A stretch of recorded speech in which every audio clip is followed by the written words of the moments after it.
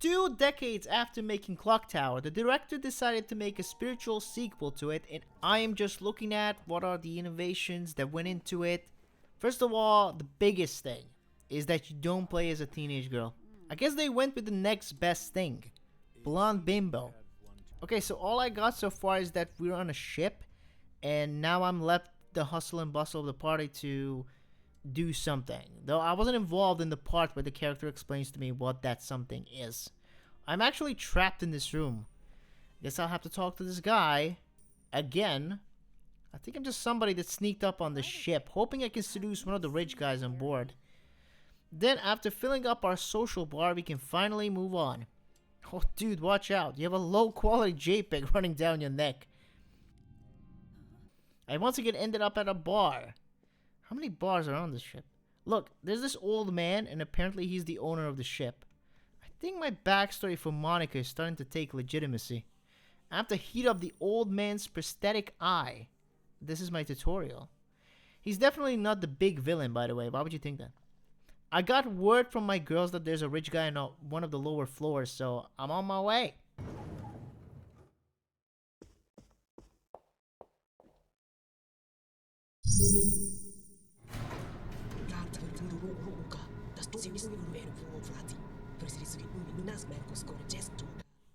Oh no, Granny, don't die on me. This is my first real challenge. If she dies while I'm near her, it's gonna be my responsibility. Huh.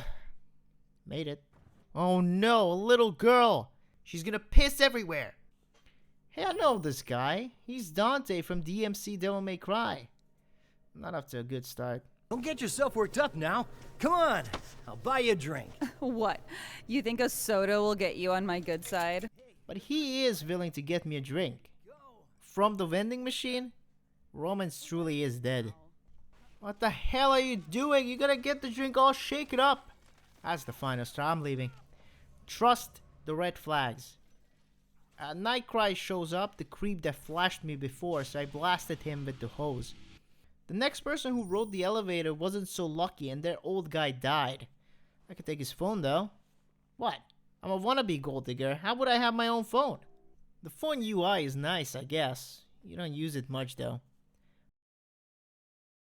But I can call people. Let's order some food.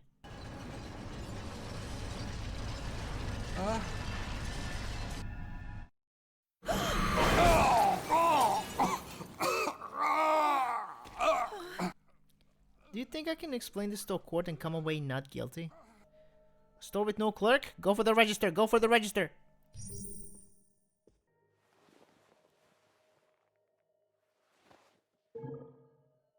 I couldn't eat the food because of, you know, all the uncooked blood. So I guess we can take some frozen pizzas. Oh, that's not how I like my pig face. I like it more crunchy. The flasher guy is here again. I ran into this closet where he can clearly see me. But reading the room, he leaves me alone. He's learning. You know what?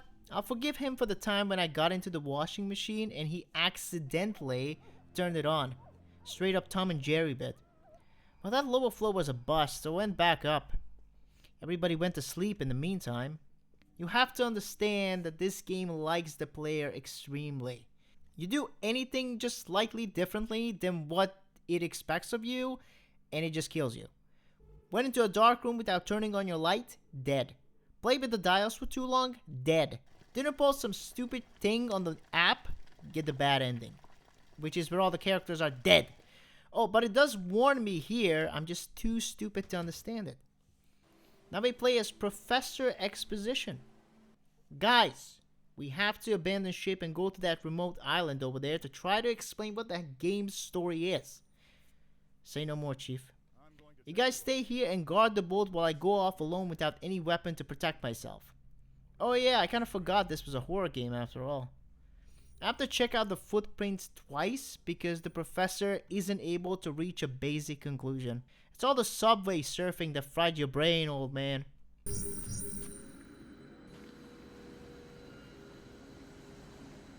Oops, I have been seen by the tribe. Guess I'm dead. Let's get into this cabin instead, which I'm sure they're not occupying or guarding at the moment. See, I only came in here so I can charge my phone. Ah, this must be the hot tourist spot of the island. The red neon pool.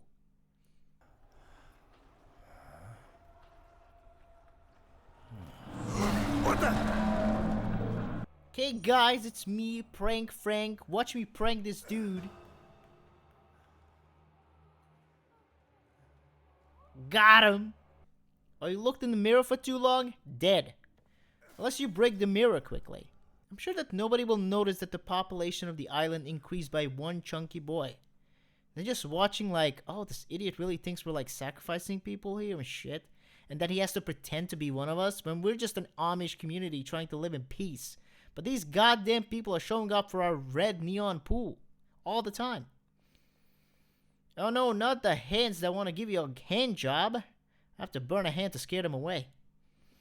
A coffin. There's always nice stuff in there. No. Jerome. So after discovering all these freaky business, what do you think our next step is? That's right. Just leave. I told you these people are not so bad.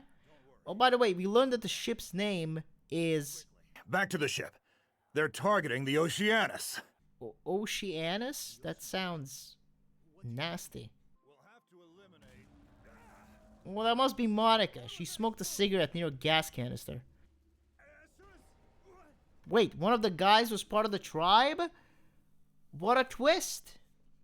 Like, I'm actually asking, what is the twist? Now we play as the teenage girl. Wait, there is a teenage girl after all. Well, took us long enough to get here. I mean, being the teen girl in a Japanese game sure to be advantageous. And there it is. The guy's already hitting on us and inviting us into his room.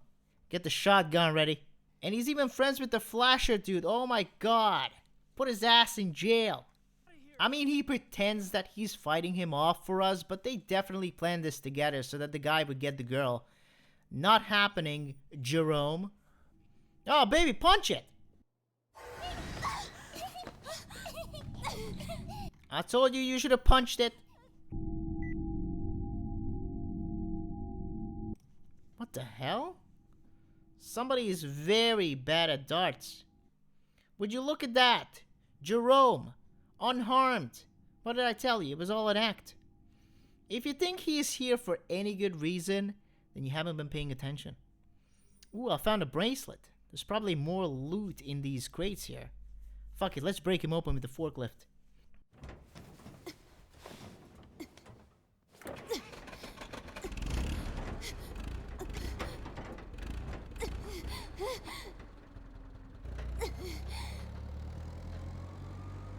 Ah, there's someone inside one of them.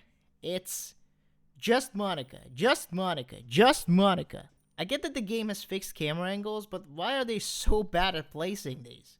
Like, I enter a room and I can see the very door I just came in and nothing of what is inside. Brilliant! Give a raise to whoever plays the cameras. Guy's a disaster artist. One other thing is that you have to talk to everybody multiple times. Because instead of having a normal conversation, they'll just stop and then I have to click again. I get it, it's a point and click adventure game. But don't overdo it. This is the best example because not only do I have to talk to him multiple times, but also call somebody on the phone at a certain point and then talk to him again, and only now will he give me a medicine, which is vital because if I don't get this, you guessed it, I'm dead. We also have to go back and give some to Monica, but you know, it's optional. So optional that if you don't save Monica, you get the bad ending. Look at this reveal too. Nobody on the team saw a movie in their lives, apparently. This is for building tension? For what? For this reveal? It looks awful and not in a good way. Just kill the poor bastard. Okay, here's my favorite scene in the game.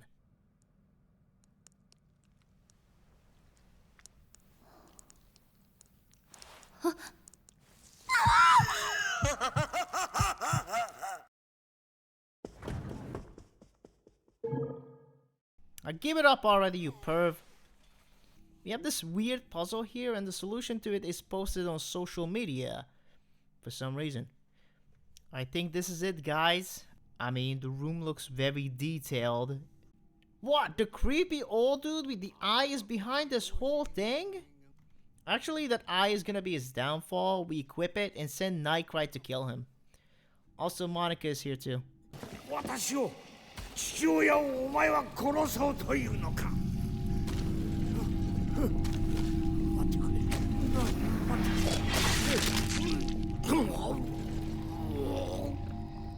The helicopters come to save us from this anus and roll the credits.